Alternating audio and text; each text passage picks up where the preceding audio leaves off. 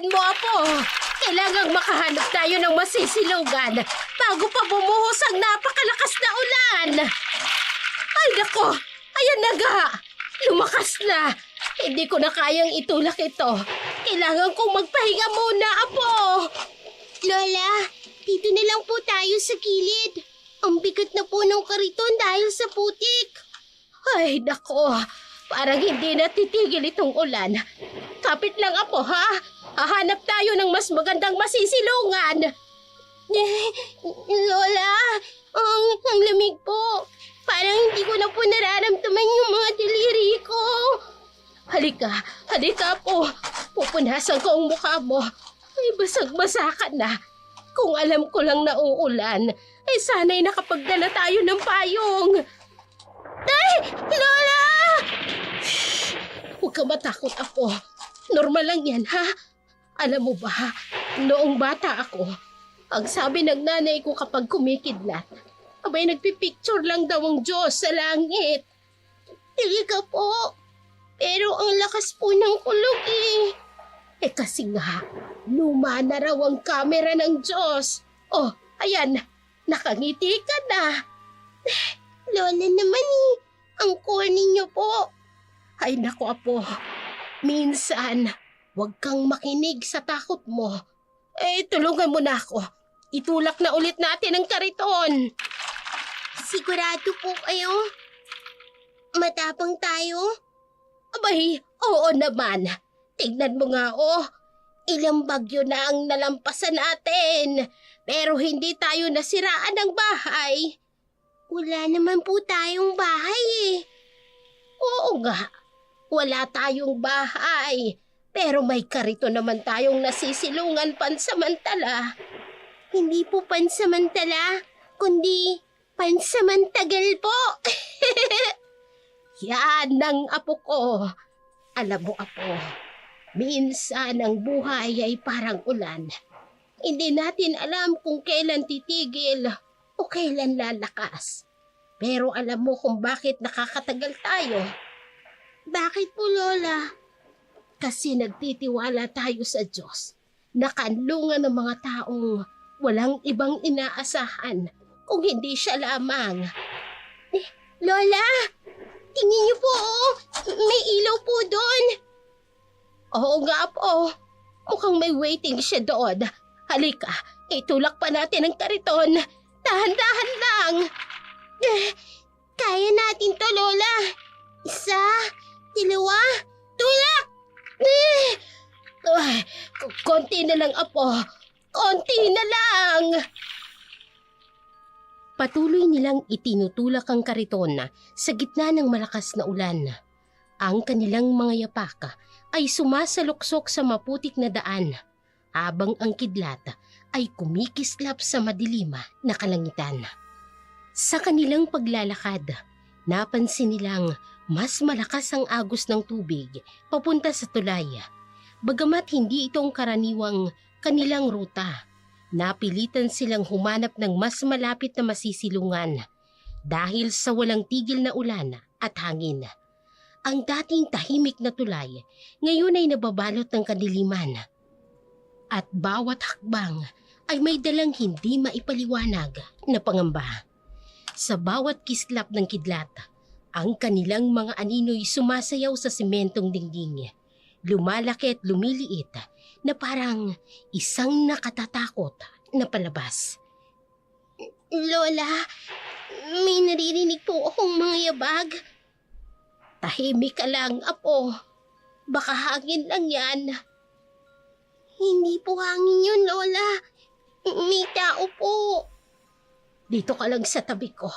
Huwag kang aalis. Lola, natatakot po ako. Gusto ko na pong umalis dito. Sandali lang, Apo. Hindi tayo pwedeng lumabas sa ulan. Mas delikado. Lola, may dalawang anino ng tao po sa dingding. Kapag sinabi kong takbo, tumakbo ka. Huwag kang lilingon. Diretso lang. Hindi po. Kung tatakbo naman ako, magkasama po tayo, Lola. Apo, Makinig ka sa akin. Mas mahalaga na makaligtas ka. Kung maghihiwalay tayo, mas makaliligtas ang isa sa atin. Uy, may maglola pala rito. Mukhang swerte tayo ngayong gabi, ano? Kung sino man kayo, wala kaming pera. Hayaan nyo na kami. Hindi naman pera ang hanap namin, Lola. Kundi ang apo mo. Lola, ayoko po. Anong kailangan ninyo sa apo ko? Hindi na mahalaga kung ano man ang kailangan namin sa apo mo. Kukunin namin siya at ibibenta sa amo namin nangongolekta ng mga bata. Mga Tama. demonyo kayo!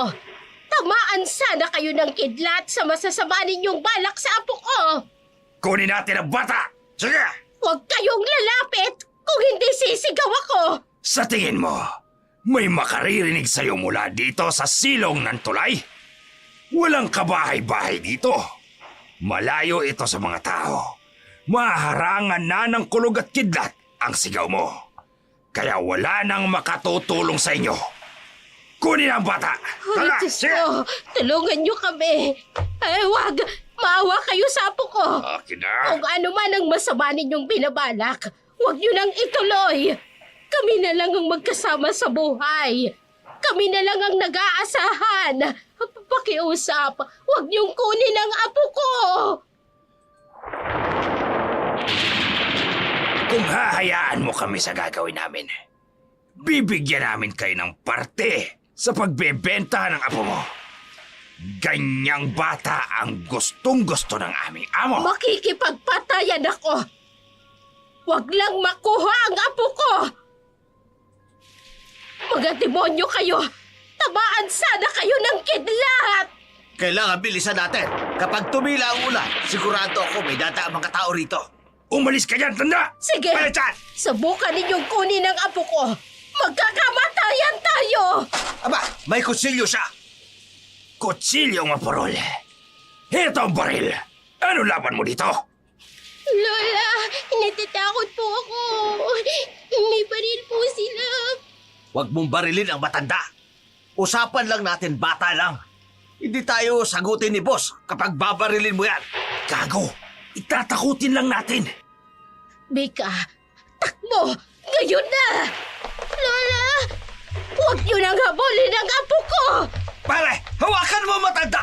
Habulin ko ang bata. Huwag niyo pong sasaktin ang lola ko! Kung ayaw mong saktayamin siya, huwag ka lumayo. Sumama ka sa amin. Huwag kang makinig sa kanila, apo! Umalis ka na! Iwan mo na ako! Iligtas mo ang sarili mo! Papatayin ka nila, apo! Ibibenta ka sa mga taong kumukuha ng laman ng bata! Tumakbo ka na! Saan ka pupunta, baby girl? Tingnan mo to. Kumikislap ang kidlat. Kapag naabutan kita, itatara ko ang kutsilyo na ito para makuha ko ang lamang loob mo. Lola! Ano pong gagawin ko? Hindi ko na po kayang lumayo. Natatakot na po ako, Lola! Bika! Tumakbo ka na! Huwag kang titigil! Huli ka!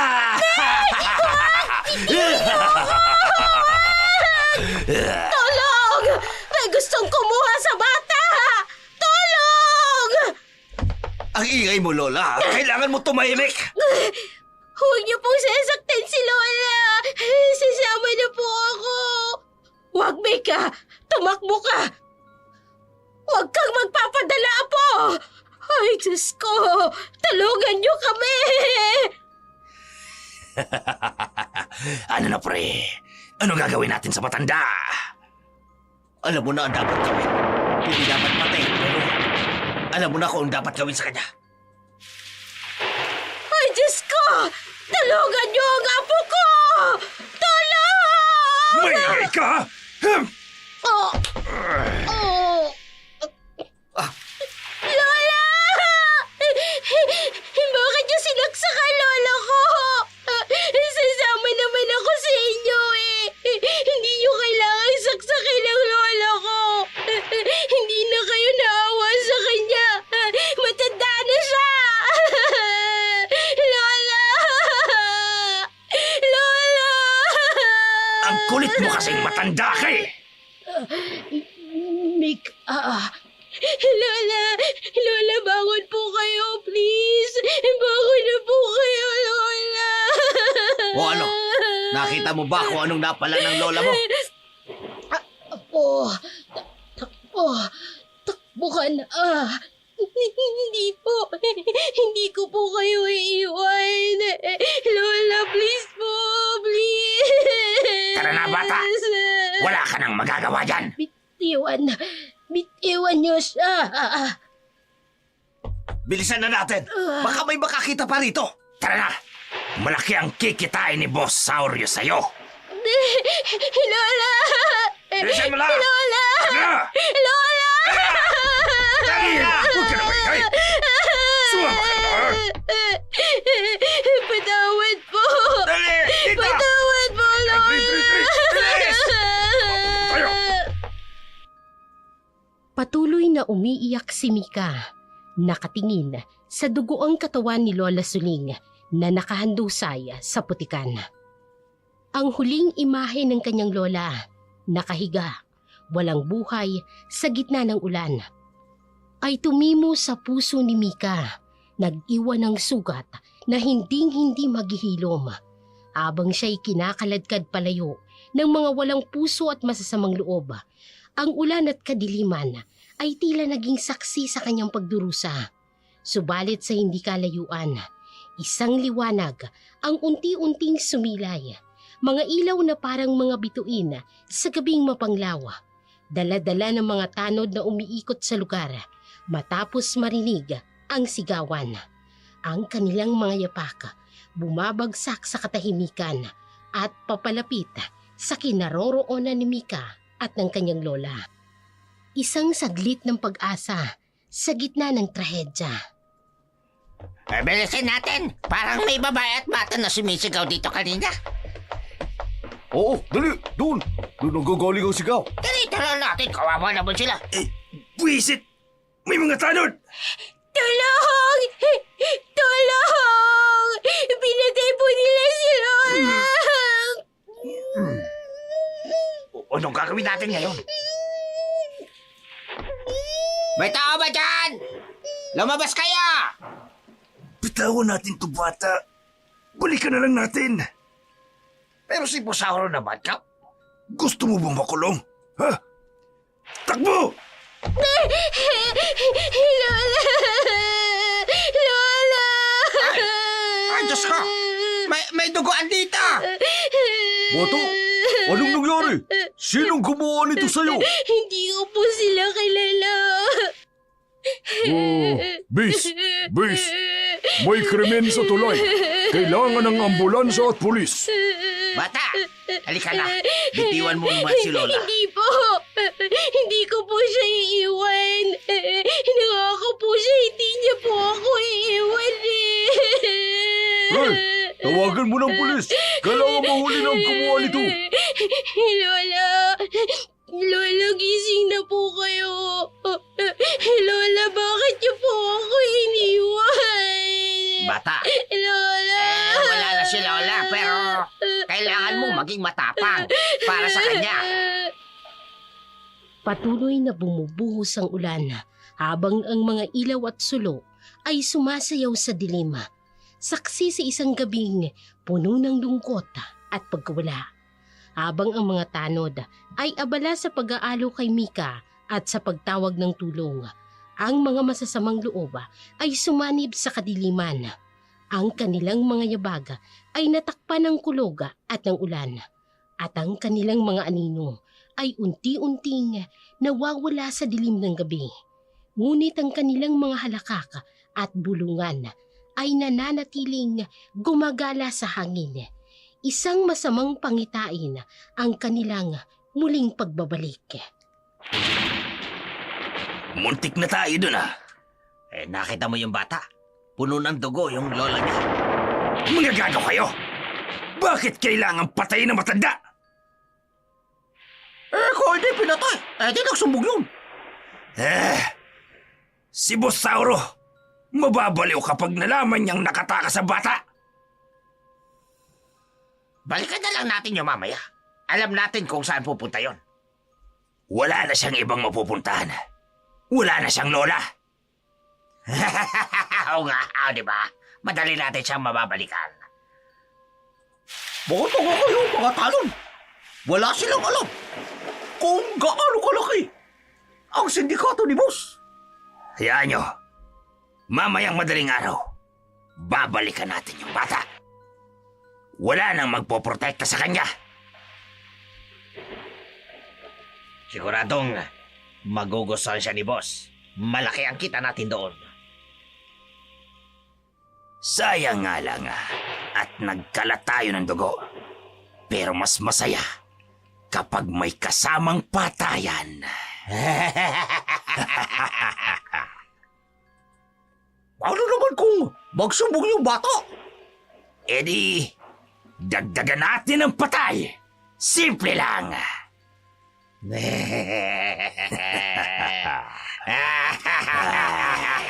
Tara na. Kailangan nating mag-ulat kay boss. At pagkatapos, babalikan natin ang regalo niya. Habang nakayaka pa rin si Mika sa katawan ng kanyang lola at habang hinihintay ang mga tanod na humingi ng tulong, iniwan muna nila ang bata at humingi ng saklolo sa mga kasama nito. Ang tanod naman na naiwan ay bumili muna ng sigarilyo sa hindi kalayuan. Kaya habang umiiyak si Mika, dumating naman ang tiyuhin nito na parehong may pagnanais na ibenta siya sa taong naghahanap ng mga bata. Mika, pamangkin ko. Tiyo Anding, bakit po kayo nandito? Ngayong wala ng hilaw kong ina, ako na ang mag-aalaga sa'yo. Bakit po may tila kayong lupit? Alam mo, malaki ang halaga mo kung ibebenta kita. Mas mapapakinabangan pa kita. May panggastos pa ako para sa pagpapalibing ng lola mo. Katulad ka rin nila. Kasamahan ka ng mga lalaking pumati kay Lola. Tama ka. At ngayong wala ng sagabal, sigurado akong malaki ang kikitain ko sa'yo. Pero pamilya mo kami ni Lola. Bakit niyo po ginagawa to? Wala akong pakialam sa pamilya. Pera lang ang mahalaga. Tulong! Tulungan niyo po ako! Halika rito. Tumigil ka. Patay na ang lola mo. Wala na siyang magagawa. Bakit po? Kadugo niyo po si Lola. Sa mundong to, pera lang ang mahalaga. At ikaw, ang magiging daan para yumaman ako. Tulong! Tulungan niyo po ako! Ano sumigaw? Tulong! Lola! Lola! Nakawala si Mika mula sa pagkakahawak ni Andres at tumakbo ng tumakbo. Nakarating siya sa isang makitid at madilim na iskinita. Malapit sa ilog, ang amoy ng nabubulok na basura at ang ingay ng mga daga ang bumabalot sa paligid. Sa kanyang harapan, maitim na tubig ng ilog. Sa likod ay ang kanyang tiyuhing papalapit sa kanya. Hanggang dito ka na lang, Mika. Hindi ka na makatatakas. Chong! Parang away niyo na po. Ayoko pong sumama. Ilang taon kitang binantayan para kay Boss Sauro. Ang tagal kong hinintay na mawala ang lola mo. Pero bakit po? Ano bang nagawa namin sa inyo? Simple lang. Pera. Maraming pera. At ngayong wala ng matandang sagabal. Si Lola po. Siya lang ang nagmahal sa akin. Pagmamahal? Walang silbi ang pagmamahal. Ang pera lang ang mahalaga. Lola, tulungan niyo po ako. Lola. Tama na yung drama mo. Halika na.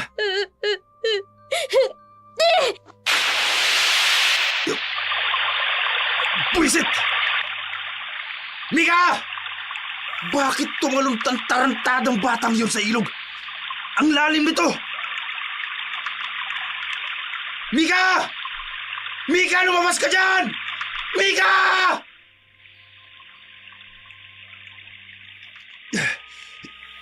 Hindi! Hindi pwede! Paano ko sasabihin kay Bosauro to? Maya-maya, dumating na rin ang mga tanod na tutulong na kunin ang bangkay ng lola ni Mika. Kaya sa takot na mahuli ng mga tanod, tumakbo papalayo si Andres. Iniwan ang madilim na iskinita kung saan nawala ang kanyang pamangkin sa maitim na tubig ng ilog. Matapos ang pagtakas ni Andres, kumalat ang balita sa buong pamayanan tungkol sa batang tumalon sa ilog. Kinabukasan, nagtipon ng mga tao sa tabi ng ilog, dala-dalang mga lambat at lubid. Naghahanap ng bakas ng batang naglaho sa dilim ng tubig. Ngunit habang lumilipas ang mga oras, ang pag-asa ay unti-unting nawawala at ang mga kwento ng matatanda tungkol sa misteryosong nilalang sa ilalim ng ilog ay nagsimulang kumalat. Ay, ilang oras na tayong naghahanap. Wala pa ring bakas. Kawawa naman ang bata. Kahapon lang pinatay ang lola niya. Ngayon siya naman ang nawawala. Oy, malalim na ang bahaging ito ng ilog. Maraming lumot at basura sa ilalim. Alam ba ninyo, may naninirahan daw dyan sa ilalim. Ay, anong ibig sabihin ninyo? Ay, nung bata pa raw sina lola, may mga nawawalang bata rin. Laging dito sa bahaging ito ng ilog nawawala. O ganun ba? Naku, Aling Rosa, huwag naman kayo manakot. Aba, hindi ito sa pananakot. Talagang may nilalang daw sa ilalim ng ilog na kumukuha ng mga bata. Minsan kapag tahimik ang gabi, naririnig ko ang tawa ng mga bata mula dyan sa tubig. Kaya pala minsan may naririnig akong umiiyak tuwing gabi. Ay, sigurado ka? Oh, grabe naman yan. Nako, tama na po. Baka mapahamak tayo rito. Pero paano si Mika, ang bata? Kung kinuha na siya ng nilalang dyan sa ilalim, baka hindi na natin siya makita pa. Ay, siguro, tama na muna para ngayon. Bukas na lang ulit tayo maghanap. Ay, Diyos ko. Sana naman protektahan niyo ang batang yun. Kung saan man siya naroroon. Unti-unting umaalis ang mga tao. Iniwan ng maitim na tubig na ilog na tila nagtatago ng lihim. Ang hangin ay malamig at ang agos ng tubig ay tahimik na nagdadala ng mga misteryong hindi maipaliwanag.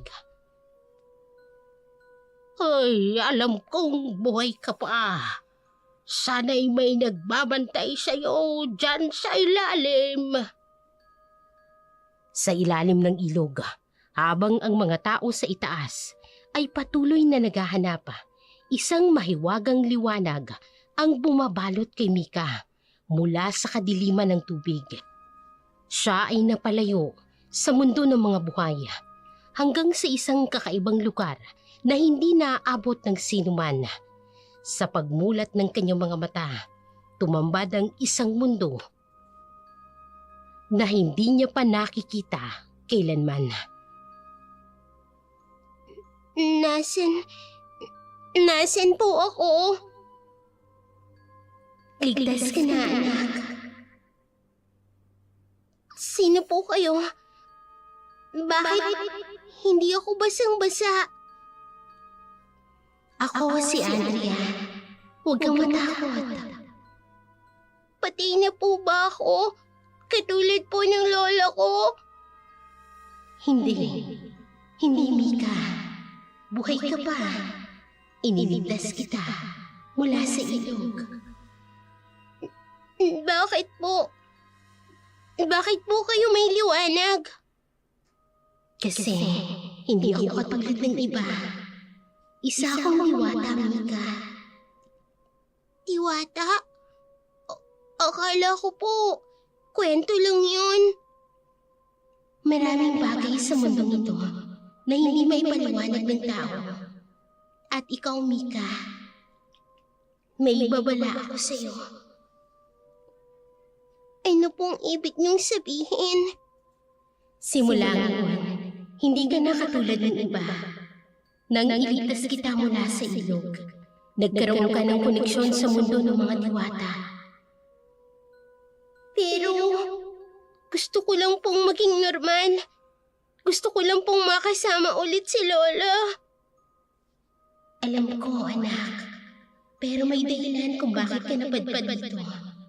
May misyon ka. Mission po? Oo. At tutulungan kitang matutunan ng lahat.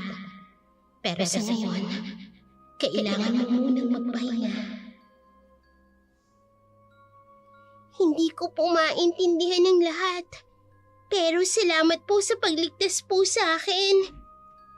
Matulog ka na muna. Marami pa tayong pag-uusapan. Makalipas ang ilang araw, mula nang matagpuan siya ni Andrea, kinakailangan ni Mika na harapin muli ang mundo. Ngunit ngayon, iba na ang kanyang paningin. Sa bawat sulok ng lungsod, sa bawat anino ng gabi, nagsimulang magpakita ang mga lihim na hindi nakikita ng karaniwang mga tao. Basurang plastik, mga lata. Hindi totoo yan. Hindi totoo yan.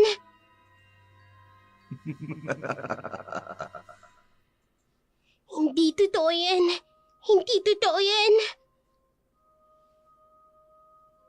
Saklolo! Tulungan mo kami!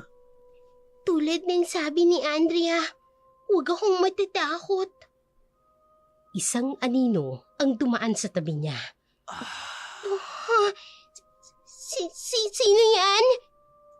Habulin mo kami! Habulin mo kami! Hindi! Ayokong makipaglaro! May malamig na hangin ang dumaan. Kung nandito lang po si Lola. Mika, Andrea? Bakit ang dami nilang sumusunod sa akin? nakikita ka nila. Alam nilang kaya mo silang tulungan. Pero natatakot ako. Ayoko pong marinig ang mga boses nila. Nagpatuloy ang mga tawa at bulungan sa paligid. Huwag kang matakot. Ito ang regalo ko sa iyo. Ang makita ang mga hindi nakikita ng iba. Mga bata po sila. Yung mga nawawala. Oo, kailangan nila ng tulong. Kailangan ka nila. Paano ko po sila matutulungan? Hindi ko nga po kayang tulungan ng sarili ko. Hindi ka nag-iisa, Mika. Nandito ako. At tandaan mo, kahit nasan man ang lola mo, pinabantayan ka niya. Isang mahinang ihip ng hangin. At unti-unting humihina ang mga tawa at bulungan. Sige po, tutulungan ko po sila. Para po kay Lola. Patuloy niyang itinulak ang kariton. Ngunit ngayon ay may bagong layunin na siya, ang maging tagapagligtas ng mga batang nawawala sa dilima ng gabi. Sa kanyang araw-araw na pangangalakal, isang hindi inaasahang pagtatagpo ang nagpabago sa kanyang buhay. Sa isang madilim na iskinita, natagpuan niya ang isang batang lalaki.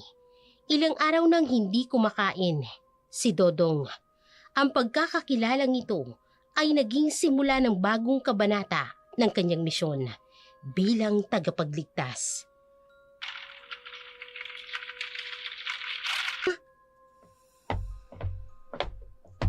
Bata, okay ka lang? Lumayo ka sa akin! Hindi kita sasaktan. Gutom ka na ba? May pagkain ako. Bakit mo ako tinutulungan? Kasi parang ako rin noon. Nagugutom at natatakot. Eto oh, tinapay. Sorry. Hintay! Sandali! Sandali lang! Nasaan na yung bata? Amoy ko siya. Malapit lang. Hindi sila normal. Mabilis na nagkubli si Mika sa likod ng kariton. Malapit lang yung bata na amoy ko eh. May amoy din dito. Baka amoy mo yan. Hindi ko ring alam. Huwag sana nila akong makita. Huwag sana. Asan na yun? Wala. Hangin lang siguro yan. Tara na.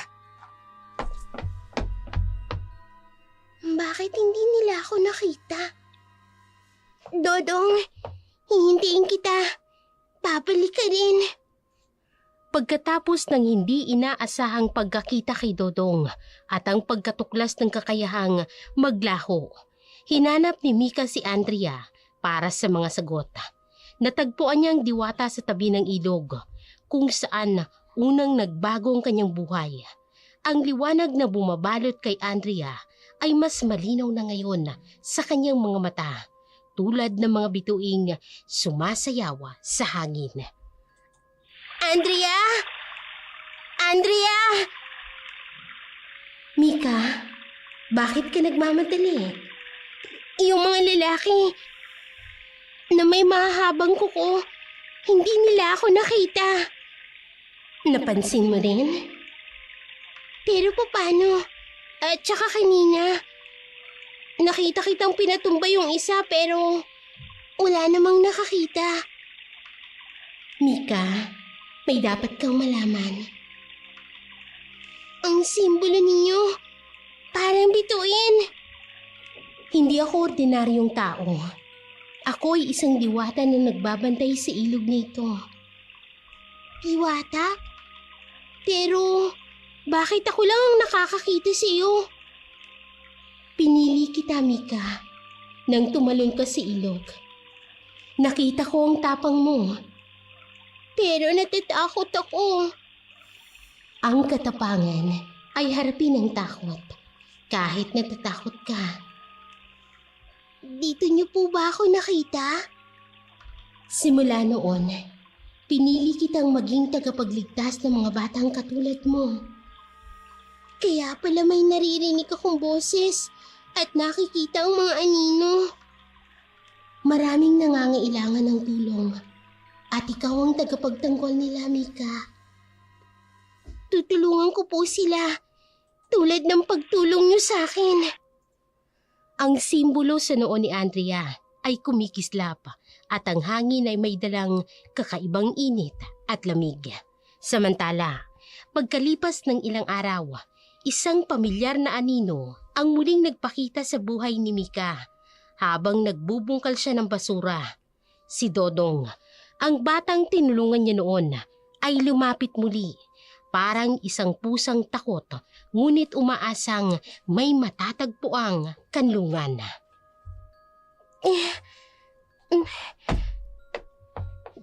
Dodong, Oh. alam kong ikaw yan. Paano mong nalaman? Naririnig kita. Gabi-gabi. Sinusundan mo ko? Hindi. Pero nararamdaman kita. Gutom ka pa rin, oh. Ooy. Teka, heto oh. May tira pa ako. Bakit mabait ka sa akin? Kasi alam ko ang pakiramdam ng magutom at matakot. Takot ka rin? Sa kanila? Oo, pero hindi na ngayon. Akin na to ha. Paano ka hindi na natatakot? May nagturo sa akin na hindi ako nag-iisa. Pwede mo akong pagkatiwalaan, Dodong. Hindi kita sasaktan. Oh, promise mo? Promise. Katulad ng pangako sa akin ni Lola. Hindi kita iiwan. Pagkatapos ng kanilang pag-uusap, umalis si Dodong. Ngunit sa pagkakataong ito, alam ni Mika na dapat niya itong sundan. May kung anong takot sa mga mata ni Dodong na tila ba nagpapahiwatig ng panganib. Ginamit ni Mika ang kanyang kakayahan na maglaho. Tahimik na sumusunod sa mga yapak ng batang lalaki sa madilim na iskinita.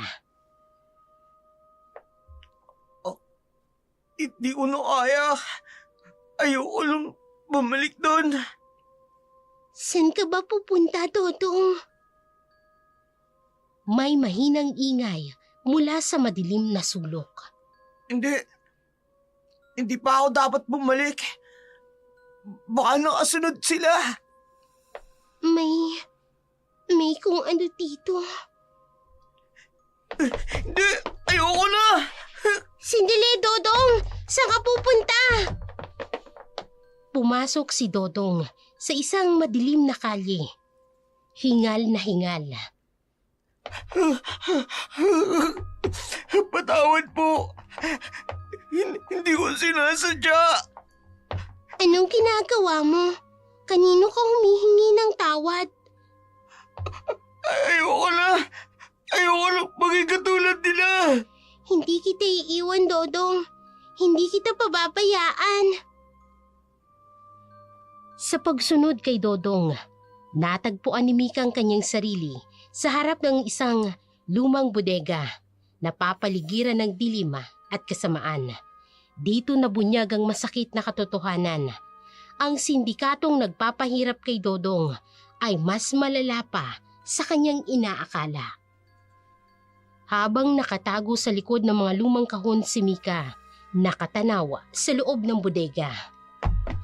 Nasaan si Dodong? Bakit hindi pa siya bumabalik? Patawad po. Gutom lang po ako.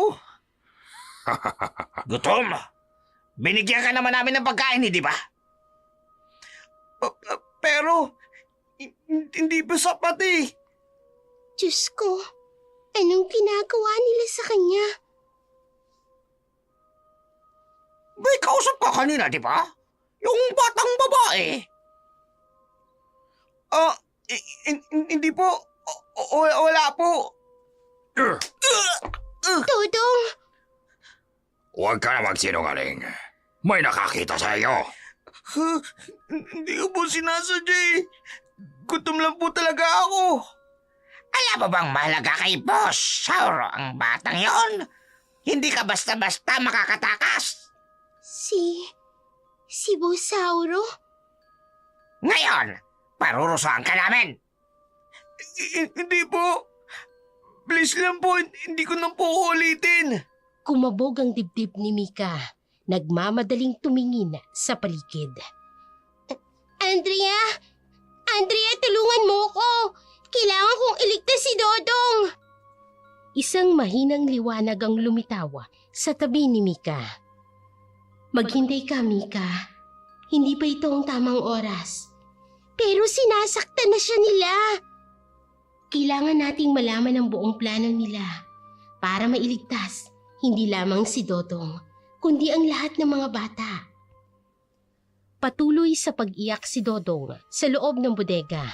Si Mika ay pilit na pinipigilan ng sarili. Iniintindi ang mas malaking laban na kailangang paghandaan. Pagkatapos malaman ang tungkol sa sindikato, sinundan ni Mika si Bosauro ng mag-isa. Kahit na binalaan siya ni Andrea. Sa isang madilim na gabi, nakita niyang lalaking nagpapahirap sa mga batang katulad ni Dodong. Ngunit hindi niya inaasahan ang susunod na mangyayari. Isang transformasyon na magpapakita ng tunay na anyo ng kasamaan. Saan siya pupunta? May ibang amoy. Huwag mo akong mararamdaman. Please. amoy ng batang babae.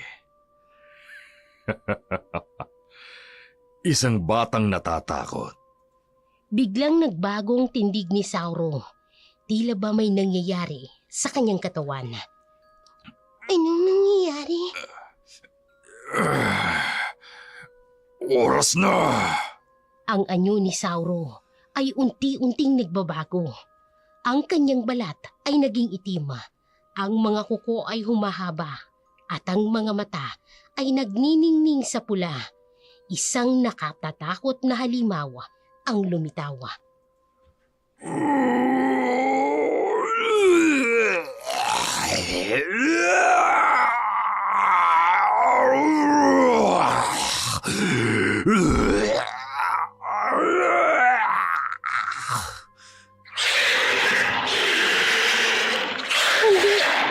Hindi totoo ito. Nandyan ka pala. Ang batang hindi ko makuha noon. Ay, swang! Ngayon, wala nang lolang magliligtas sa iyo. Andrea!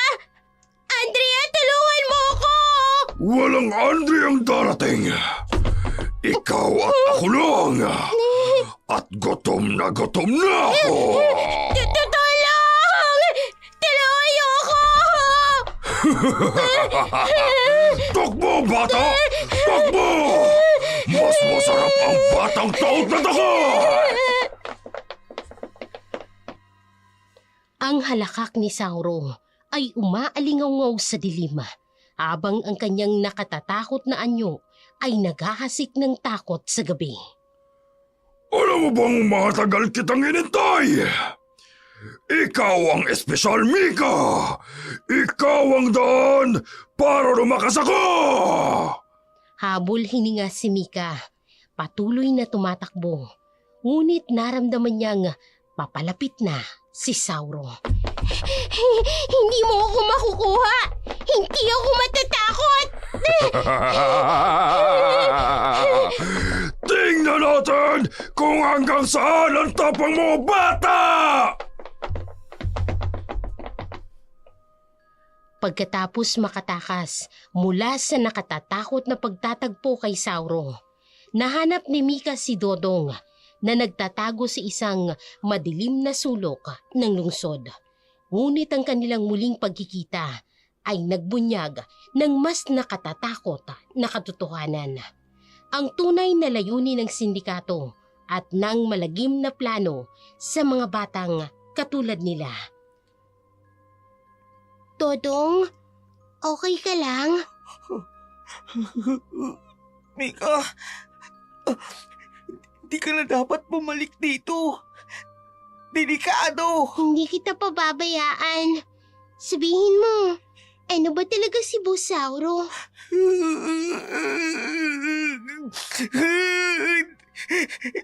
Hindi siya tao.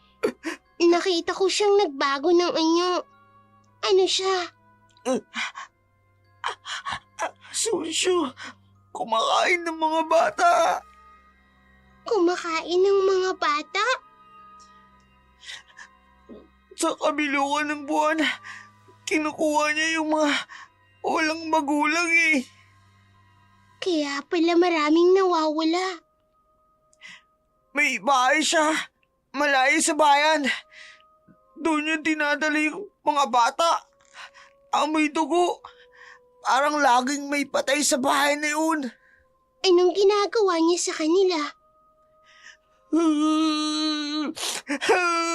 Una, pinapakain. Tapos pag malapit na yung kabilukan ng buwan, kinukuha niya na. Tama na.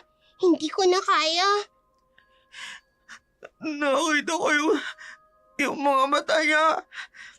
Pulang-pula. Tsaka yung ngipin niya parang may patalim. Malapit na ang kabilukin ng buwan. Ayoko lang bumalik doon. Ayoko maging pagkain niya. Hindi ka na niya makukuha. Hindi ko hahayaang mangyari yun. Paano? Napakalakas niya. Tsaka marami siyang tauhan eh. May tutulong sa atin. hindi tayo nag-iisa. Nararamdaman mo ba? Ganyan yung hangin sa bahay niya. Malamig at amoy kamatayan. Kailangan nating iligtas ang iba, Dodong, bago pa ang kabilukin ng buwan. Habang pinag-uusapan nila ang plano, isang pamilyar na anyo ang lumabas mula sa dilim. Ang tiyuhin ni Mika na si Andres, ngunit hindi na itong dating kilalang tao. Sa liwanag ng buwan, ang pagbabago sa kanyang mga mata at ang kakaibang ningning ay nagpakita ng mas malalim na lihim. Kaya pala mabaho rito. May daga palang nagtatago. Mika, Chong, bakit kayo nandito? Ang tagal kitang hinanap. Pamangkin, kasama mo palang paboritong alaga ni boss. Hindi ikaw ang tiyuhin ko. Hindi mo ba ako namimiss?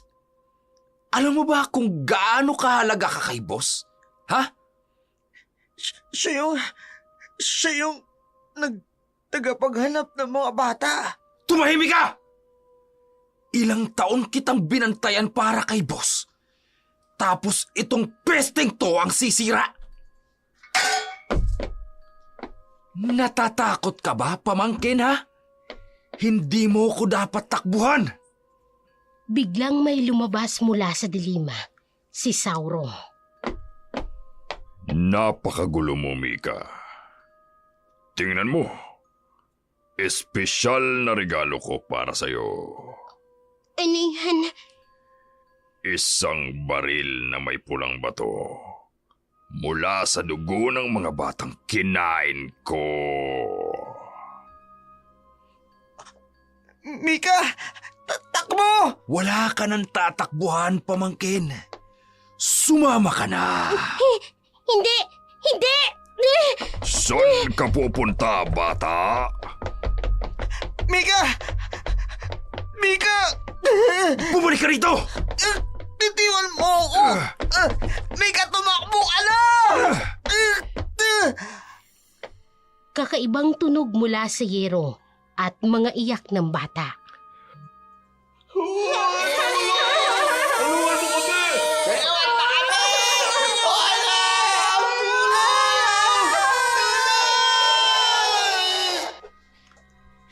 Tumakbo ka na, Mika! Takbo! Naririnig mo sila, Mika? Ang mga kaluluwang kinain ko. Malapit ka nang sumali sa kanila! Hindi! Andrea! Andrea, tulungan mo ko! Mika, tumakbo ka na! Tumakbo ka ba? Mika! Patuloy ang mga iyak mula sa yero habang si Mika ay tumatakbo papuntang ilog, ang lugar kung saan nagsimula ang lahat. Sa dilim ng gabi, ang bawat hakbang ni Mika ay naging laban para sa kanyang buhay. Sa likod niya, ang yapak ni Sauro na nagdadala ng kamatayan sa bawat madaanan. Ang ilog na minsang naging kanyang kanlungan ay muling tumatawag sa kanya. Ngayon, ito na ang kanyang huling pag-asa. Andrea! Nasaan ka? Wala nang tutulong sa'yo ngayon, bata. Wala ka nang takas. Mika! Tumakbo ka! Hindi ako patatalo sa inyo. Ano? Tatalon ka ulit? Akala mo ba maliligtas ka ulit ng ilog na yan? Alam mo ba kung ilan ang nawala sa ilog na yan? Lahat sila! Nasa tiyan ko na! Hindi totoo yan! Tama ng drama! Halika na! Hindi! Biglang sumiklab ang liwanag mula kay Mika, katulad ng kidlat sa gitna ng dilim. Ano yan? Pambihira! Anong klaseng kapangyarihan to? Lumayo kayo! Lumayo kayo sa akin! Ang tubig ng ilog ay umikot, tila buhay at tumataas ang alon. Hindi pwede! Dapat wala kang kapangyarihan! Umalis na kayo! Alis! Ang sigaw ni Mika ay may dalang liwanag na pumupunit sa kadiliman. Ang tubig ng ilog ay umaangat, dumadagungdong kasabay ng kanyang kapangyarihan. Sa gitna ng liwanag na lumabas kay Mika, isang hindi inaasahang pangyayari ang naganap. Nahulog si Andres sa maitim na tubig ng ilog. Ang payapang tubig ay biglang nagbago, kumulo at naging mapula, at ang baho ng dugo ay sumisirit mula sa kailaliman. Mika, anong nangyari? Hindi ko rin alam eh. Bakit naging pula ang tubig? May tunog ng paghihingalo mula sa ilog.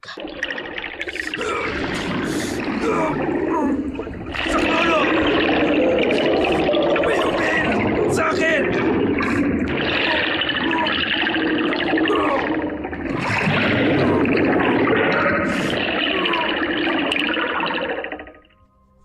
Mika, may amay na umihila sa kanya! Mga kamay ng mga bata. Boss! Boss Sauro! Tulungan mo ako! Mas maraming mga kamay ang lumabas, bumalot kay Andres at hinila siya pababa. Bakit para kasi siyang tumalon? Hinila siya ng mga biktima niya. Mika! Pumangkin! Tulungan mo ako!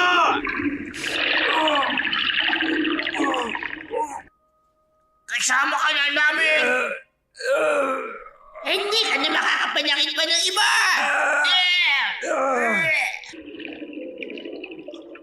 Narinig mo ba, Mika? Yung mga boses nila. Oo, mga boses ng mga batang kinain nila. Unti-unting nilamon ng ilog si Andres. Ang tubig ay nagiging tahimik habang unti-unting bumabalik sa normal. Mabubuhay pa kaya siya? Hindi na. Kinuha na siya ng mga biktima niya. Sa ganung kawain rin sana ang mangyayari kay Pinunong Sauro. Mas doon ako natatakot. Kasi nangangain yun ng bata. Kaya ako naging sunod-sunuran sa kanya. Dahil natatakot akong kainin niya. Gusto kong mamuhay ng normal. Tsaka may gusto rin akong maabot. Patuloy ang mga bulong sa hangin. Ngunit unti-unting humihina habang bumabalik ang tubig sa dati nitong anyo. Matapos ang trahedya sa ilog, umuwi si Dodong sa kanyang pinagtataguan. Iniwan si Mika na mag-isa sa tabi ng tubig kung saan naglaho ang kanyang tiyuhin. Alam niyang masama ang kanyang tiyuhin, ngunit hindi maikakaila ni Mika ang bigat ng pagkawala ng huling kamag-anak niyang konektado sa kanyang pagkabata. Chong, kahit na masama ka, hindi mo pa rin dapat na sinapit ito. Cho Andres, naging mabait din naman kayo sa akin noon eh. Naging masama lang kayo nang mapasama kayo sa grupo na iyon. Mika, patawad. Bakit kinon, Andrea? Bakit kailangan niya pang mamatay? Kailangan kong protektahan ka. Wala na siyang pag-asa. Alam ko na masama siya. Pero siya na lang ang natitirang pamilya ko. Hindi ko gustong saktan ka. Narinig ko sila, yung mga bata. Galit na galit sila. Maraming nawala dahil sa kanya. Maraming nasaktan. May mga aninong lumitawa at gumagalawa sa paligid. Sino sila? Mga magulang, naghahanap ng nawawala. Yung iba, nababaliw na sa lungkot. Anak! Nasaan ka na? Bumalik ka na! Miss na kita! Anak ko! Parang si Lola nang hinahanap niya ako. Kaya kailangan mong kumilos, Mika. Si Dodong at ang iba pang mga bata, malapit nang maging katulad ng tiyuhin mo. Paano ko sila matutulungan, Andrea? Ikaw ang magiging boses ko. Dalhin mo ang liwanag sa kadiliman. Pero paano?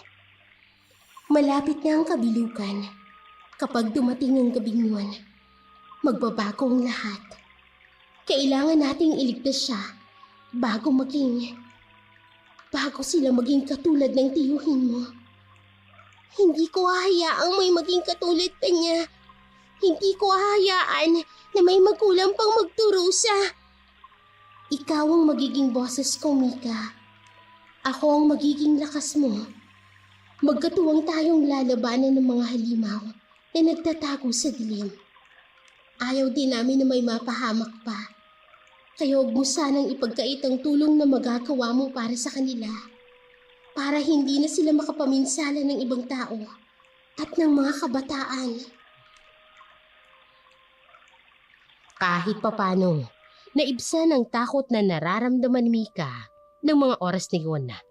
Bagamat nag-iisa siya sa buhay kung titingnan ng ibang tao. Siya naman sa sarili niya, alam niyang may kasama siya. May katuwang para masugpo ang kasamaang lumalaganap sa kanilang lugar. Subalit, bagamat may kasama, pero hindi pa rin mawala sa kanyang isip ang mga sandaling kasama niya pa ang kanyang lola. Nakatulog na lamang si Mika sa ilalim ng kanyang kariton, bagay na lagi niyang ginagawa sa tuwing matutulog sila, saan man sila abutan ng kanyang lola. Kinabukasan, habang si Mika ay nasa kanyang kariton, isang binatang pulis ang may bakas ng laban ni Sandro ang lumapit. Ang kanyang mga galos at pasa ay nagsasalaysay ng mga nakatatakot na katotohanan sa lugar.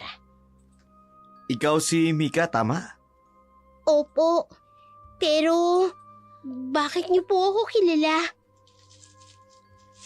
Pasensya na kung ginulat kita. Pulis ako. Nag-aalala kami sa mga bata rito.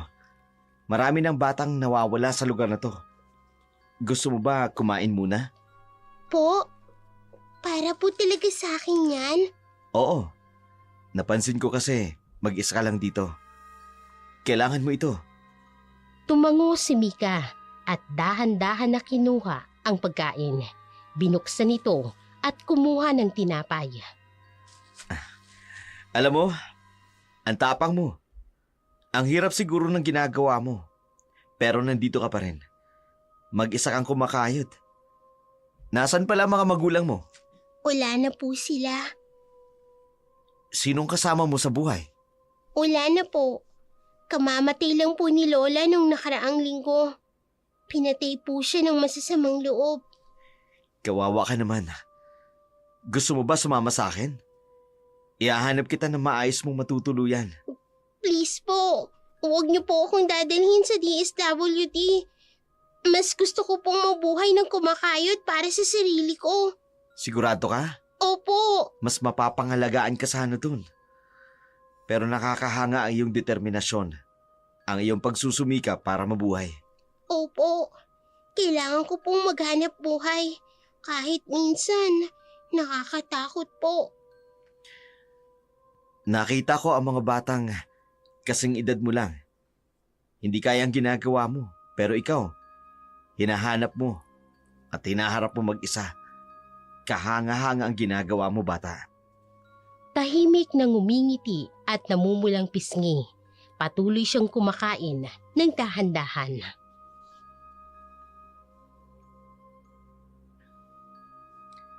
Pero alam mo, delikado ka rito. Gusto ko malaman kung kaya mo kong tulungan. May mga tao kasing nawawala at sa tingin ko, alam mo kung bakit. Hindi ko po sigurado kung dapat ko pong sabihin. Hindi kita pipilitin. Pero nandito ako para tumulong. Tingnan mo ito. Ayan. Itong notebook na to, ayan ang mga larawan. 50 bata na ang nawawala. Ang dami po. Lahat sila nawawala. Ang iba dyan, ilang taon nang hindi nakikita. Kaya mahalaga ang impormasyon. Tandaan mo, ligtas ka rito, Mika. Pulis po kayo. Pero nasaktan kayo? Oo, kagabi lang. Sinundan ko sila, pero hindi ko akalain na ganun sila kalakas. Kakaibang klase. May mga mata po bang pula at mahahabang mga kuko? Alam mo, Oo po. Kasi po kilala ko si Dodong. Isa siya sa mga bata. anong alam mo tungkol sa mga nangyayari? May leader po sila. Si Bosauro. Doon po nila dinadala yung mga bata sa bahay niya. Malapit po sa kagubatan. Anong ginagawa nila? Kinakain po nila. Lalo na tuwing kabilugan ng buwan. Kinakain? Opo. Aswang po sila eh. Hindi ko inaasahan. Pero kung ano man na nakita mo kagabi, baka tama ka.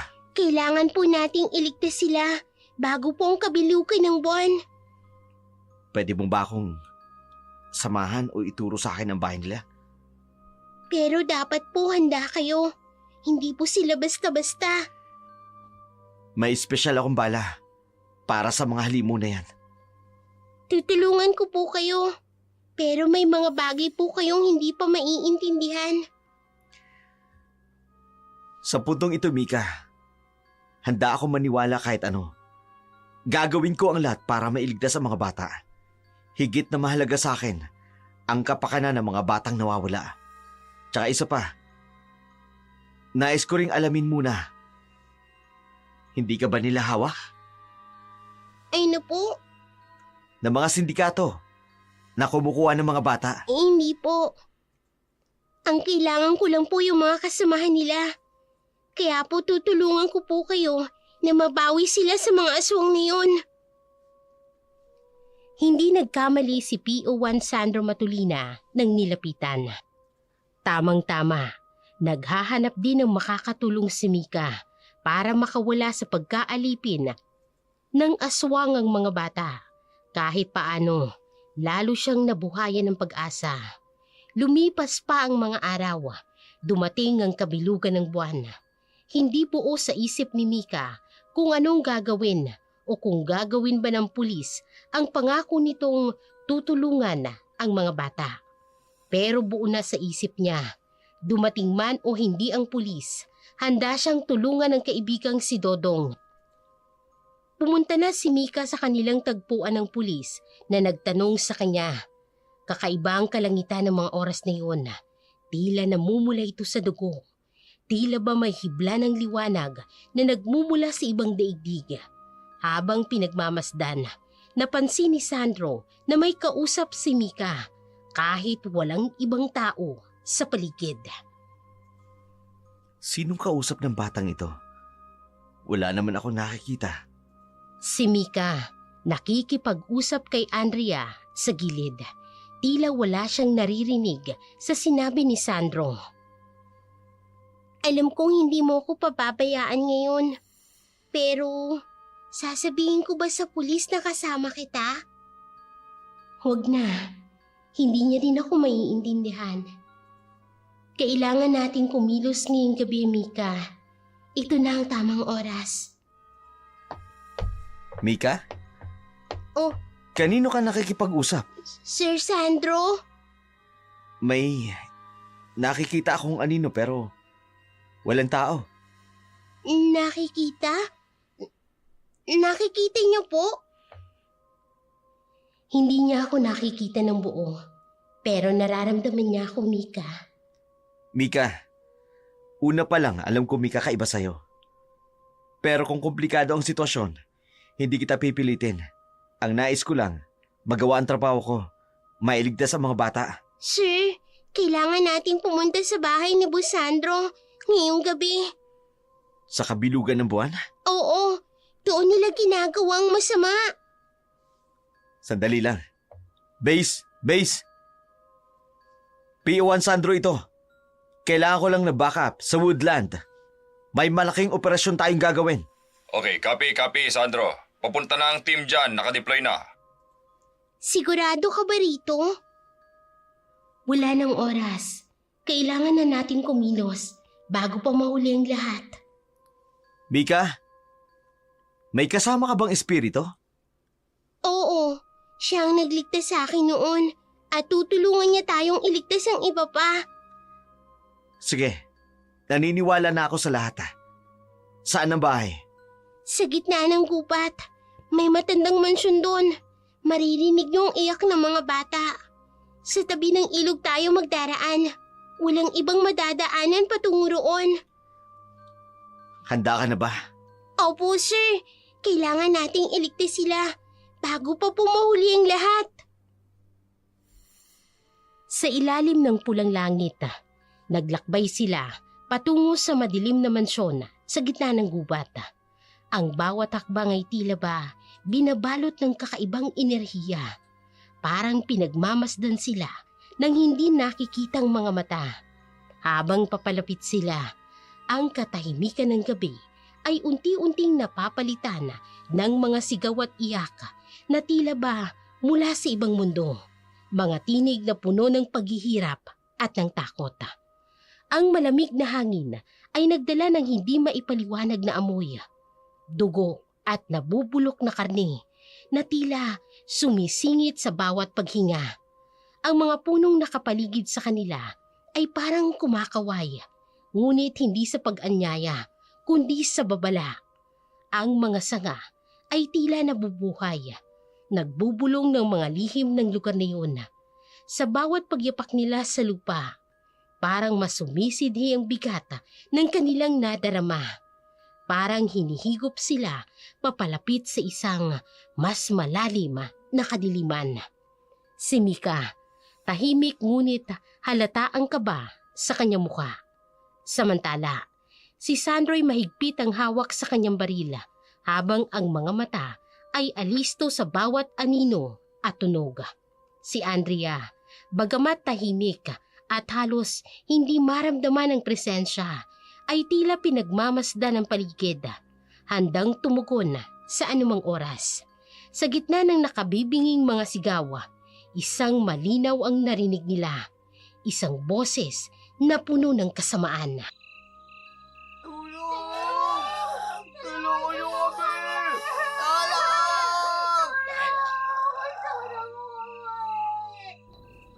Anong klaseng lugar ito?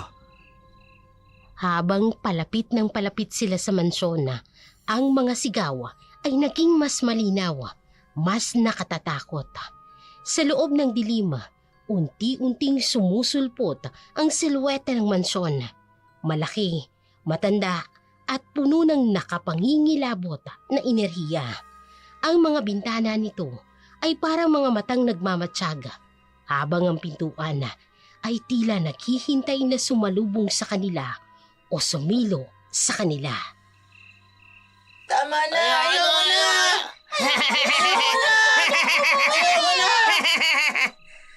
Diyos ko, anong ginagawa nila sa mga bata? Pinabago po sila. Kinagawa silang katulad nila. Malapit na silang maging aswang. Kailangan nating magmadali, Mika. Base! Confirm! Nandito ang mga bata. Kailangan namin ng... Biglang may malakas na hiyaw mula sa loob.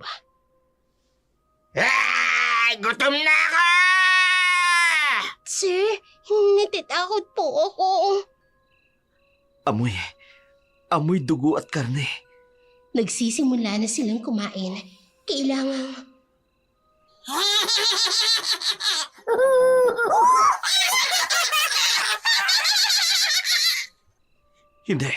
Hindi normal ang mga ito. Dodong, sana hindi pa uli ang lahat para sa kanya. Isang malakas na sigaw mula sa loob ng mansyon. Mga anak ko! Oras na para sa inyong bagong bahay!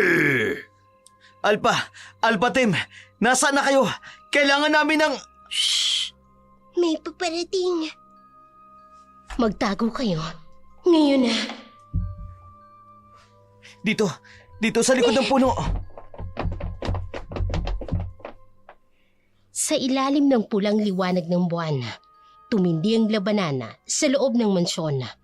Ang bawat yapak ay parang pagkalansing ng tanikala at ang amoy ng dugo at takot ay lalong nagpapalakas sa halimaw na si Sauro. Mula sa kanilang taguan, kitang-kita nilang mga anino ng kaluluwa na umiikot sa paligid. Gumagalaw na parabang hinahatak ng isang hindi nakikitang puwersa. Ang mga boses ng mga ito ay puno ng mga bigati at galit.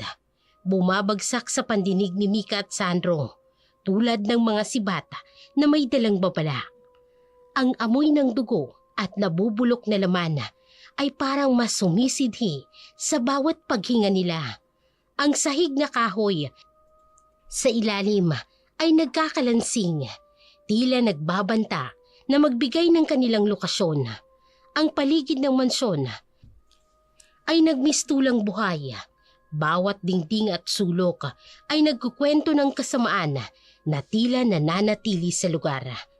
Ang mga sigaw ng mga bata mula sa itaas ay nagdadala ng mas matinding bigat sa hangin, habang ang halakhak ng mga halimaw ay tumutugon dito na parang musika sa kanilang pandinig. Sa bawat segundo, ang dilim ay nagiging mas mabigat, parang hinihigop sila papalapit sa sentro ng mas matinding panganib.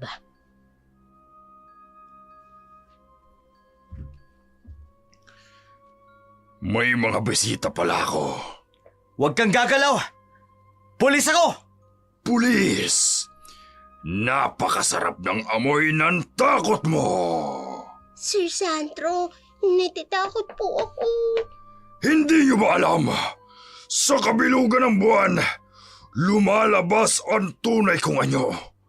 Mas lumalakas sa mga katulad namin. Dahil ang lakas namin ay nagmumula sa liwanag ng puting ilaw! Sa dilaw na buwan!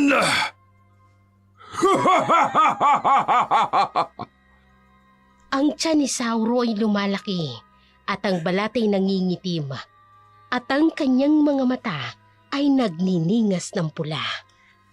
Diyos ko, ano ba ito? Kailangan mo nang gamitin ang liwanag mo, katulad ng dati, Mika. Oras na para kumain! Mika! Takbo! Hindi ka makatatakas! Magiging pagkain ko kayo ngayong gabi! Tatapusin ko ang kasamaan mo! Ang bilis siyang nakailag. Hindi talaga taong kalaban namin, kundi isang demonyo. Pero hindi ako matatakot. Kailangan mailigtas ko ang mga bata. Kailangan makawala sila sa kapangyarihan ng aswang na ito. Hindi ko kaya. Napakasarap ng amoy ng takot nyo! Lalo na ang takot ng mga bata! Mas lumakas pa ang sigaw ng mga bata mula sa itaas. Mika, ngayon na. Kayong dalawa ang una kong kakainin! Isang malakas na sigaw mula kay Mika, habang ang buong mansyon ay nayanig sa kanyang liwanag na parang isinisigaw ng bawat dingding ang kanilang kasaysayan ng paghihirap at ng takot. Sa loob ng mansyon, ang bawat sulok ay nagbabadya ng kamatayan at kasamaan. Ang mga pader ay nabahira ng dugo at bawat larawan ay tila umiiyak ng pighati. Si Mika, isang batang babae na wala sa kanyang inaasahang kalagayan, ay nasa gitna ng laban para sa kaligtasan ng kanyang kaibigan at iba pang biktima. Si Sandro, sugatan ngunit determinado na magpatuloy na lumaban sa isang halimaw na tila hindi kayang talunin ng tao. Sa kabila ng kanilang takot, isang liwanag mula kay Mikang naging pag-asa ng mga kaluluwang nagdurusa sa ilalim ng kontrol ni Sauro. Amoy ko ang dugo ng bata. Nagugutom na ako. Andrea! Andrea, tulungan mo ako! Gamitin mo ang liwanag, Mika. Ikaw lang ang may kakayahan. Isang aswang ang sumugod kay Mika. Ngunit mula sa kanyang katawan ay lumabas ang isang liwanag na nagpatalsik sa mga nilalang. Lumayo kayo! Isang malakas na pagsabog ng liwanag ang siyang nagpahinto sa mga aswang na nakapaligid. Mika! Mika! Anong nangyari? Ang mga aswang ay nagsimulang mapaatras. Hawak ang kanilang mga mata habang sumisigaw sa sakit ng liwanag. Liwanag! Masakit! Isang aswang naman ang sumugod kay Sandro. Ngunit hinarang ito ni Mika. Naglabas ng liwanag mula sa kanyang mga palad. Hindi ko kayo hahayaang saktin siya! Isang puting liwanag ang tumalsik sa aswang. Napaatras ito. Paano mong nagawa yun? May tiwata po. May tiwatang tumutulong sa akin. Ang mga larawan sa dingding ay nagsimulang tumulo ang mga dugo, habang ang mansyon ay tila nagbabago, parang nabubuhay sa ilalim ng utos ni Sauro. Patayin ang mga bata! Patayin silang lahat! Nabuno! Nabuno! Mika! Tulungan mo ako! Dodong, huwag ka mag-alala. Ililigtas kita. Kasama mo ko, Mika. Ililigtas natin siya. Pero sir, tingnan niyo. Ang dami po nila. Sa paligid nila, ang mga aswang ay muling nagtipon. Ang kanilang mga matay kumikislap sa dilim, puno ng kasakiman. Hindi ka nag-iisa, Mika. Huwag kang sumuko. Tandaan mo, ikaw ang pag-asa nila. Wala kayong kawala! Lahat kayo magiging pagkain ko! Mika! Help me! Please! Hindi ako natatakot sa inyo. Hindi ako natatakot. Sa gitna ng kaguluhan, si Mika ay unti-unting nagpakita ng lakas na hindi pa niya lubos na nauunawaan. Ang liwanag mula sa kanyang katawan ay parang sagot sa mga dasal ng mga kaluluwang na wala sa ilalim ng kasamaan ni Sauro. Si Sandro, sa kabila ng mga sugat, ay nagkaroon ng bagong lakas nang makita ang tapang ng mga bata. Ngunit si Sauro, ang hari ng dilim, ay hindi natitinag. Sa halip, siya'y mas naging mabangis. Lumabas mula sa kanyang bibig ang mga salitang nagpapakita ng kanyang mas malupit na balak. Mika, may espesyal na bala ako para sa katulad nila. Anong klaseng bala yan? Basbas na mga albularyo. Hindi ka na makakatakas ngayon! Kaya pala, may diwata ang tumutulong sa'yo. Samantala, Hinila naman ng mga tauhan ni Sauro si Dodong papunta sa isang madilim na pintuan. Bitiwan niyo ako! Tulungan mo ako! Ayoko na! Dodong! Hindi ko hahayaang kunin ka nila! Mika, huwag kang sumugod ng walang plano. Ang dilim ay biglang lumaganap sa paligid habang si Sauro ay naglabas ng isang sigaw na nagpalamig sa buong mansyon. Gagamitin ko si Dodong para makuha ko ang tunay mong kapangyarihan, Mika! Unti-unting hinihila papunta sa dilim si Dodong. Ang kanyang sigaw ay nawawala sa hangin. Mika! Help me! Biglang tumahimik ang buong mansyon. Ngunit ang halakak ni Sauro ay patuloy na umaalingaw-ngaw, puno ng kasamaan. Ang mga kaluluwa ng mga batang biktima ni Sauro ay nagsimulang lumabas mula sa mga pader. Ang kanilang mga mukha ay puno ng paghihirap. Ang kanilang mga boses ay nagiging mas malinaw. Mga boses na puno ng galit, ngunit umaasang matutulungan ni Mika. Sa gitna ng kaguluhan, si Mika ay nakatayo at ang kanyang puso ay puno ng takot, ngunit sinisikap na manatiling matatag. Sa sandaling yun, alam niyang ang desisyong gagawin niya ang magpapasya sa kanilang lahat. Ang tagumpay laban sa kasamaan o ang pagkatupok ng liwanag sa gitna ng dilim. Sa ilalim ng madilim na kuweba na puno ng kasamaan, ang sigaw ng mga batang biktima ni Sauro ay patuloy na gumuguhit sa bawat sulok. Si Mika, sa kabila ng kanyang murang edad at babala ni Andrea, ay tumakbo patungo sa gitna ng panganib, dalang matinding pagnanais na mailigtas si Dodong. Ang bawat hakbang niya ay parang patak ng ulan sa dagat ng takot. Ngunit ang kanyang tapang ay nagniningning kahit sa pinakamadilim na bahagi ng kuweba. Mika, wag! Hindi mo pa kaya. Patawad, Andrea. Pero hindi ko hahayaang mawala si Dodong. Sandali! Delikado ito. Kailangan nating magplano. Wala nang oras, sir. Naghihintay si Dodong. Tumakbo si Mika papasok ng kuweba habang ang mga anino ng mga kaluluwa ay tila umaaligid sa kanya. Mika, bumalik ka! Anak ng... Parang hangin lang siyang nawala. Hangal! Wala kang laban sa akin! Biglang hinablot ni Saurus si Mika. Mahigpit na sinakal gamit ang kanyang matatalim na mga kamay.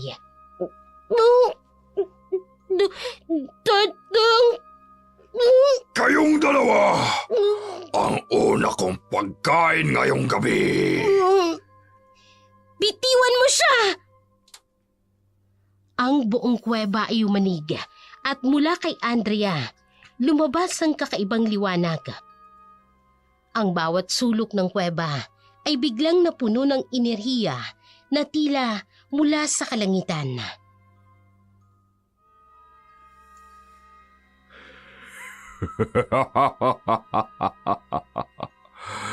Kaya pala, ikaw ang diwatang tumutulong sa kanya.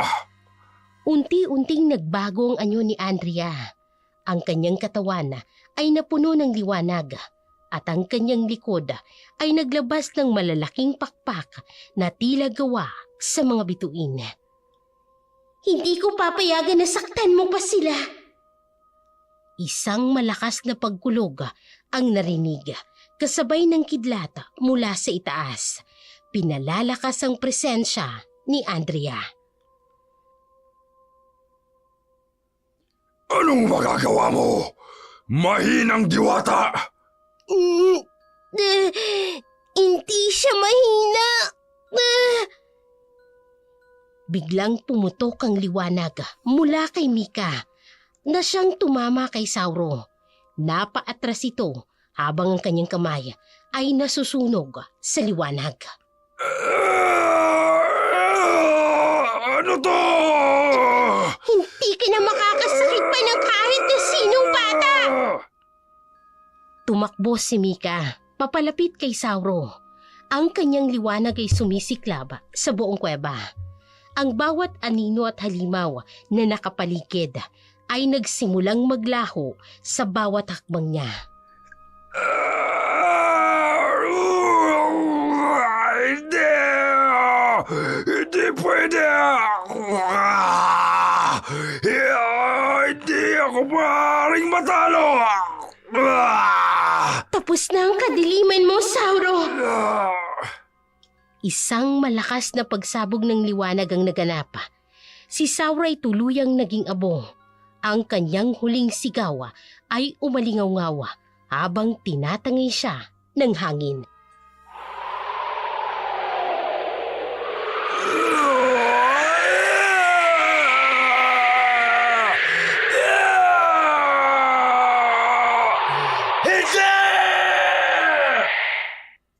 Nang humupa na ang liwanag at naglaho na ang huling bakas ni Sauro, tumigil ang pagyanig sa kuweba.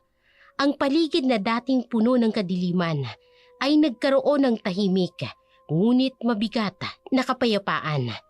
Si Mika ay hinihingal, nakatayo sa gitna ng lugar kung saan tumayo si Sauro, habang si Andrea ay dahan-dahang bumababa mula sa ere, muling nagiging mas mahina.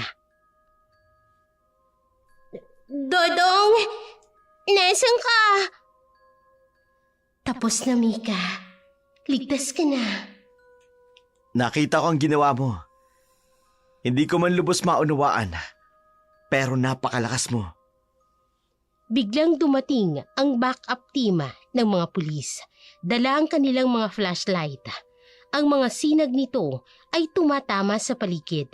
Ngunit ang mga eksenang kanilang nakita ay nag-iwan ng maraming tanong. Sir Sandro, ano ang nangyari dito? Diyos ko! Ano tong mga abo na to? May nakita kaming kakaibang liwanag mula sa labas. Parang milagro. Siya ang nagligtas sa amin.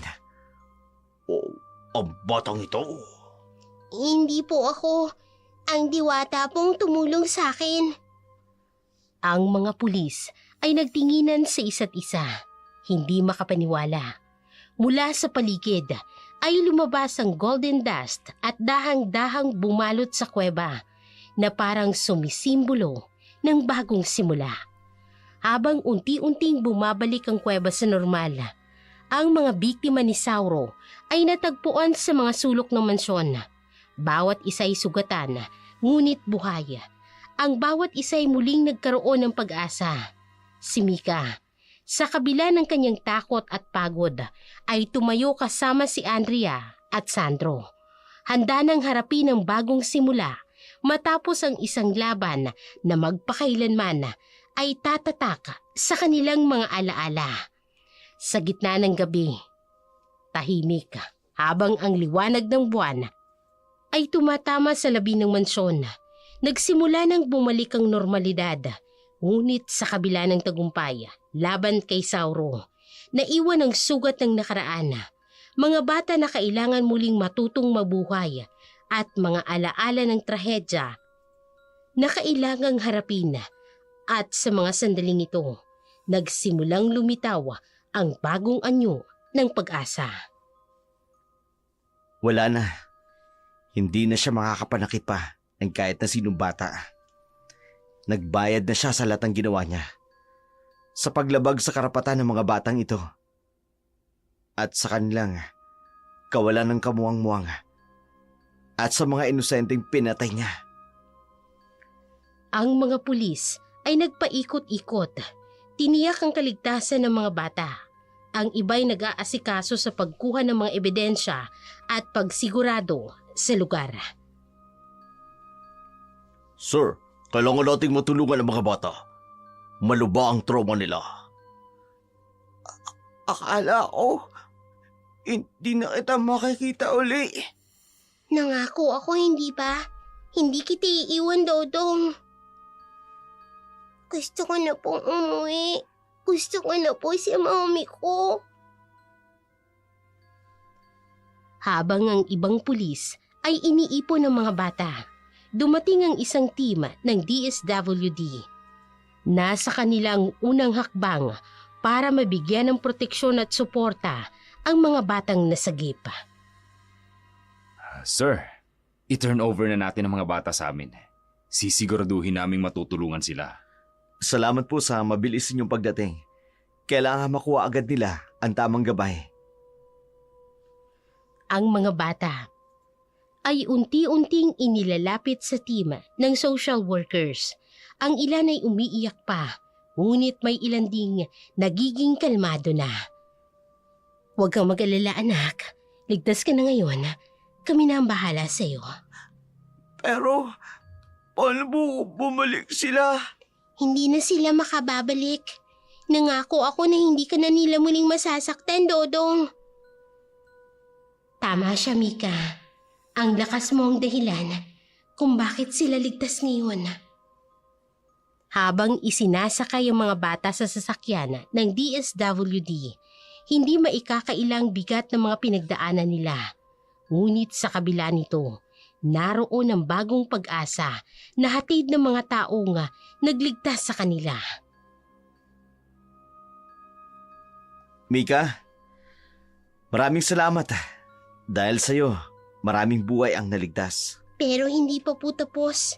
Marami pang batang nawawala. May mga bagong ulat ng mga batang nawawala. Mukhang malawak pa ang saklaw ng operasyon ng masasamang loob. Hindi po kami titigil hanggat hindi natutulungan ang mga bata. Habang papalayo ang sasakyan ng DSWD, natira sina Mika at Sandro sa tahimik na mansyon kasama si Andrea. Alam nilang isang tagumpay ang kanilang nakamit, ngunit may mas malaki pang misyon ang kanilang haharapin. Marami ka pang gagawin. Handa ka na ba, Mika? Palagi, tulad ng pangako ko kay Lola, hindi natin sila iiwan. Ilang araw ang lumipas, ngunit ang bigat ng alaala ng mansyon ay nananatili sa bawat isa. Ang mga bata, bagamat ay ligtas na, dahan-dahan pa lamang nagsisimula sa proseso ng paghilom. Sa bawat kwento ng kanilang nakaraan, unti-unting naaalis ang bigat ng kanilang trauma. Ngunit ang sugat na iniwan ng takot ay mahirap purahin. Huwag kayong matakot. Pwede niyong ikwento sa amin kung ano nangyari. Nandito kami para tumulong. Tinuruan niyo po kaming maging masama. Sabi niyo, mas mabuti raw yun. Mas makapangyarihan. O hindi dahil kay Mika, naging aswang na rin kami. Samantala, si Mika ay naglalakad sa makikitid na kalye ng bayan kasama si Andrea na tahimik na nagmamasid sa kanyang tabi. May nararamdaman akong ibang batang nawawala. Kaya kita pinili, Mika. Alam kong may tapang ka para sa misyon na ito. Lumipas ang mga linggo, ngunit ang anino ng kasamaan ay tila nananatili pa rin.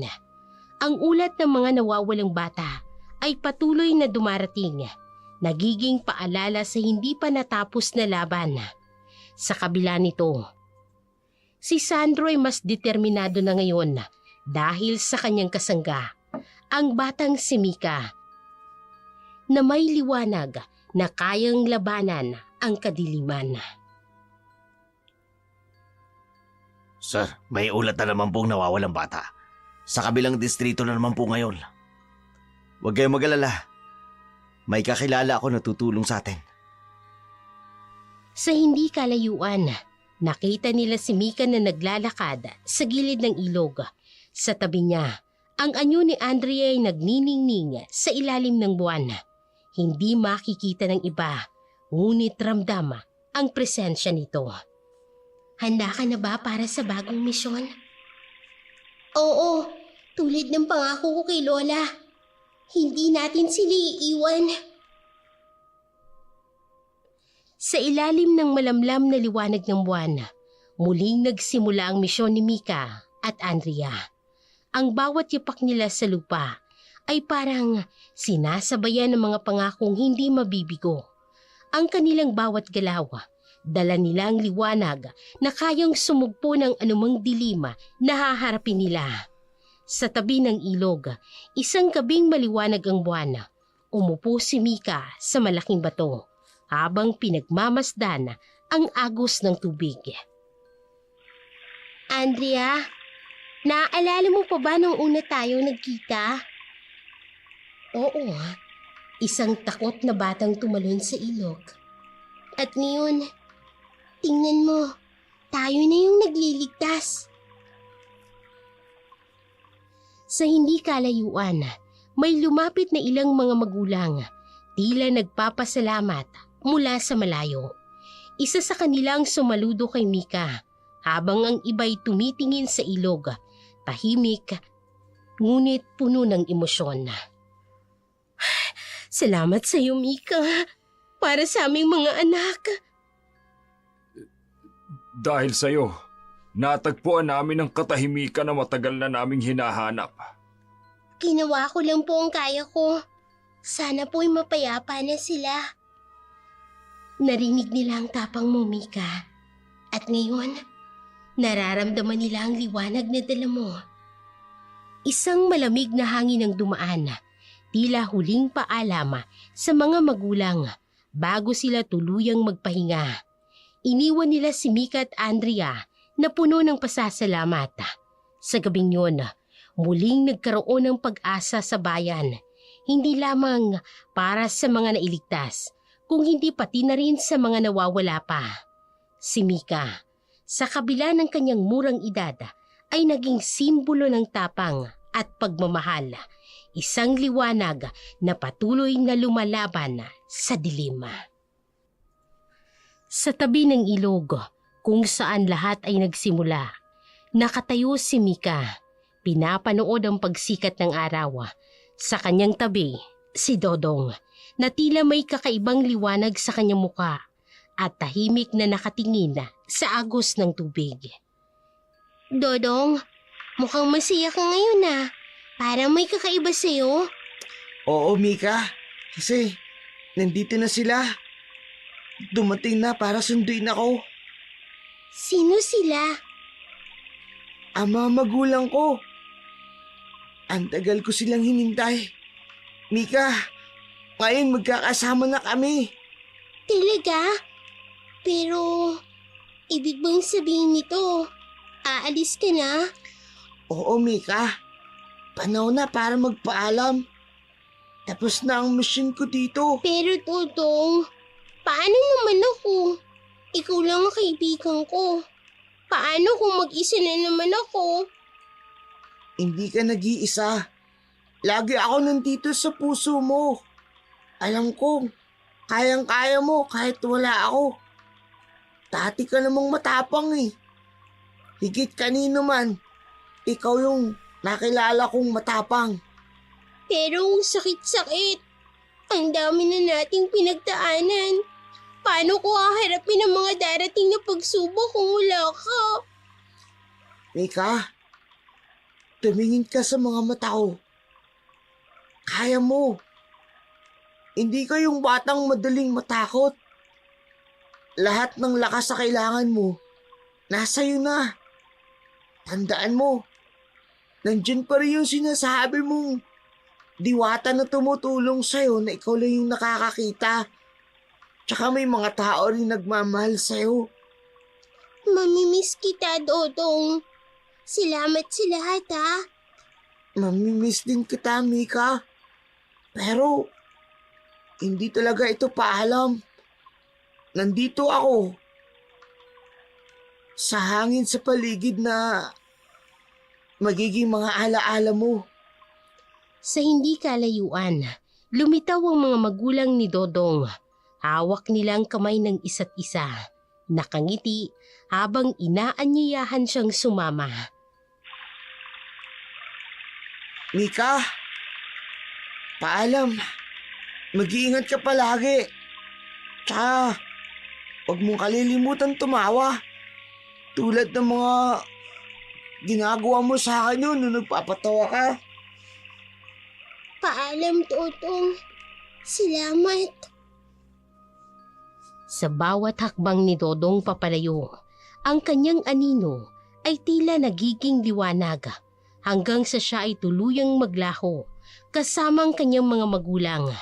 Naiwan si Mika sa tabi ng ilog, tahimik na umiiyak, ngunit may bakas ng tapang sa kanyang puso. Sa likod niya, muling sumikat ang araw. Animoy nagpapahiwatig ng bagong simula. Sa gitna ng kadiliman at pagsubok, ipinakita ng kwento ng kahalagahan ng tapang, pananalig at pagkakaisa. Si Mika, sa kabila ng kanyang murang edad at kawalang karanasan, ay nagpakita ng hindi matitinag na determinasyon upang ipaglaban ang sarili at ang iba pang mga bata na biktima ng karahasan at kasamaan. Pinatunayan niya na kahit ang pinakamaliit o pinakamahina ay may kakayahang magbago ng kapalaran basta't puno ng tapang at pananalig sa tama. Ang kwento ay nagtuturo rin ng aral tungkol sa sakripisyo at pagmamahal. Si Lola Suling ay naging halimbawa ng tunay na pag-aalaga at pagpoprotekta kahit sa punto ng pagsuko ng kanyang sariling buhay. Ang kanyang pagmamahal ay naging inspirasyon ni Mika upang magpatuloy at lumaban. Sa kabuuan, ipinapakita ng kwento na ang kasamaan, gaano man ito kalakas o katindi, ay may hangganan. Ang liwanag ng kabutihan, kapag pinagsama-sama, ay kayang talunin ang pinakamadilim na bahagi ng buhay. Ang mahalaga ay ang pagkakaroon ng tapang, pananampalataya at malasakit sa kapwa, sapagkat ang mga ito ay ang tunay na sandata laban sa anumang hamon o kasamaan.